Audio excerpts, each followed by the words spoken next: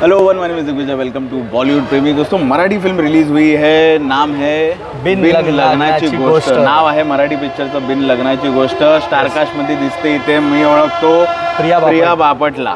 Yes, आणि बाकीचे star cast आमचा मराठी माणूस समृद्ध सांगेल आम्हाला। ओके, हे आहे उमेश कामत, ह्यांचे मिस्टर हे गिरीश ओक आणि हे निवेदिता सराफ, अशोक सराफची बायको। येस, या 4 लोकांवर हा पूर्ण पिक्चर फिरतो।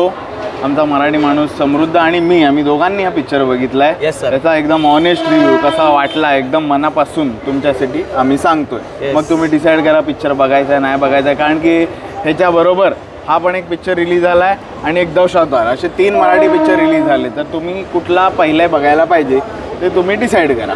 ओके, मराठी माणूस समृद्ध नमस्कार, स्वागत आहे ऑन बॉलिवूड प्रेमी। थँक्यू। बिन लग्नाची गोष्ट कसा वाटला पिक्चर मराठी माणूस समृद्ध?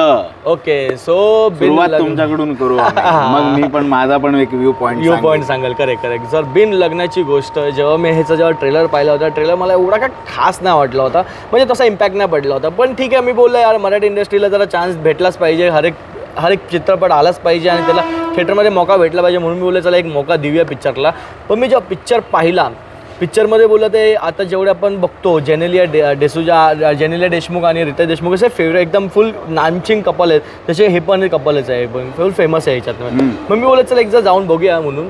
पण मी जेव्हा पाहिल्यामध्ये मी जेव्हा असं एकदम विचारत पडलो की बोललो ही अशी स्टोरी, मी एकदम शॉक्ड होतो। मी बोललो स्टार्ट म्हणजे बिकॉज ऑफ स्टार्ट टू इंटरव्हलपर्यंत ना पूर्ण हुक अँड बुक करून ठेवला मला। जसं टायटल आहे की बिन लग्नाची गोष्ट, तसाच ह्याचा प्लॉट आहे की हे दोघं कपल आहेत पण दे आर नॉट मॅरिड, ठीक आहे, आणि ते इंडियामध्ये नाही राहते, ते बाहेरच्या देशात जर्मनीमध्ये राहतात आणि ते राहतात लिव्ह इन मध्ये। आणि लिव्ह इन मध्ये राहता त्यांना ती होते प्रेग्नेंट होते, ती जी प्रिया बापट ती होते प्रेग्नेंट। आता मुलाची जी फॅमिली आहे ती या हे जी परंपरा जी आता आजकाल जेनझीनी जी चालू केली लिव्ह इनची, त्याच्या एकदम ऑपोजिट आहेत ते लोक।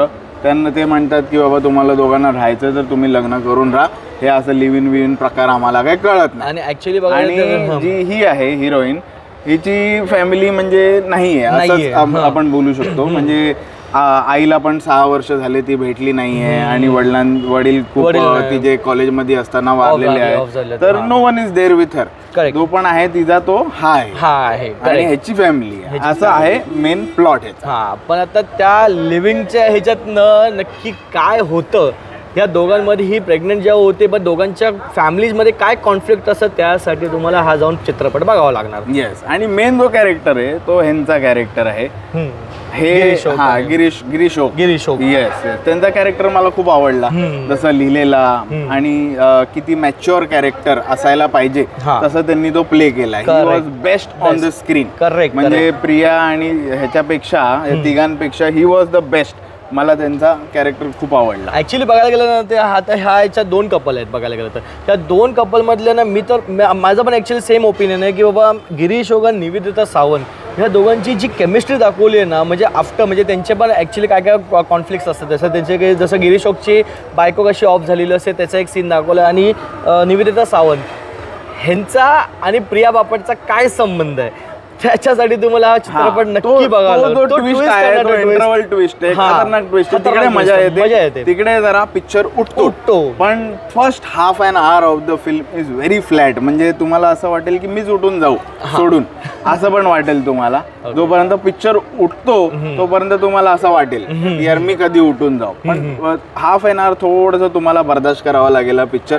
त्यानंतर हळूहळू जी विविंग आहे, ही शिलाई आहे, ती हळूहळू उघडत जाते कपड्याची या पिक्चरची, आणि मग पिक्चर पूर्ण तुम्हाला कळून येतो की एक्झॅक्टली काय चालू आहे। पण मेनली जो थीम आहे या पिक्चरचा तो आहे about feeling, emotions, love bonding with the family, आणि लोकांशी आपण कसं वागायचं आहे, लोकांचे खूप सारे प्रॉब्लेम्स आहेत. करेक्ट. हा ना.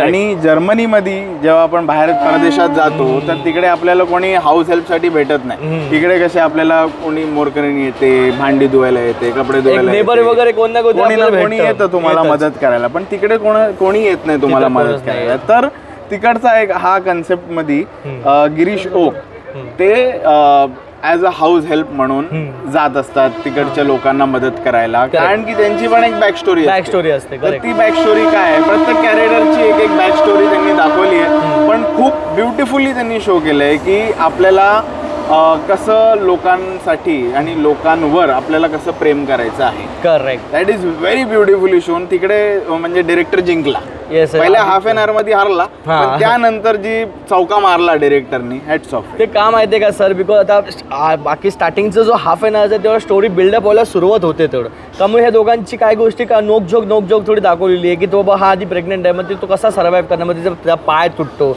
त्या पाय तुटता बघा एक्झॅक्टली काय होतं ते आदित्य इंगळे म्हणजे डिरेक्टर आहे त्यांनी एकदम परफेक्टली दाखवलं. मध्ये मला ह्याची ऍक्टिंग बिलकुल आवडली नाही. उमेश कामत. हा बिलकुल काय काम करतो, पण सेकंड हाफ मध्ये ऍक्टिंगचं जे लेवल होतं तो खूपच वेगळा होता. ते ऍक्च्युली काय माहिती, बिकॉज मला पण थोडं स्टार्टिंगला ना फर्स्ट हाफ मध्ये मला पण उमेश कामत मला एकदम थोडं फ्लॅटच वाटले. मी बोललो नाही यार थोडी मजा नाही येते, पण जेव्हा सेकंड हाफमध्ये जेव्हा त्यांनी जो रफ्तार पकडली, आणि मी तर एकाच क्रेडिट देणार, जो आहे गिरीश ओक, मास्टर क्लास काम उचलला ॲक्च्युली. जेव्हा ते स्क्रीनवर येतात ना फुल फाडून टाकतात. आणि प्रिया बापट जेव्हा सेकंड हाफमध्ये जे चिडचिड येते ना तर राग येतो, थोडा राग येतो. का अशी चिडचिड करते ती, ते होतं का म्हणजे प्रेग्नन्सीमध्ये त्यांनी एकदम परफेक्टली शो केलेलं. फॅमिलीमध्ये काही ना काही होत असतं, काही ना काही तक्रार इक्रार काही ना काय होत असतं त्याच्यात. हा इश्यूज मध्ये त्याच्यात पण आपण कसं आपण हात धरून ठेवायचा आपल्या फॅमिलीच्या मेंबर्सचा, आणि आपण कसं त्यातून पुढे जायचं आणि कसं सॉल्व्ह करायचं ते या छोट्या पिक्चर मध्ये दाखवलंय. तर मी तर म्हणजे रेकमेंड करू शकतो हा पिक्चर की you can go and watch it once, at least एक तरी चान्स देऊ शकतो.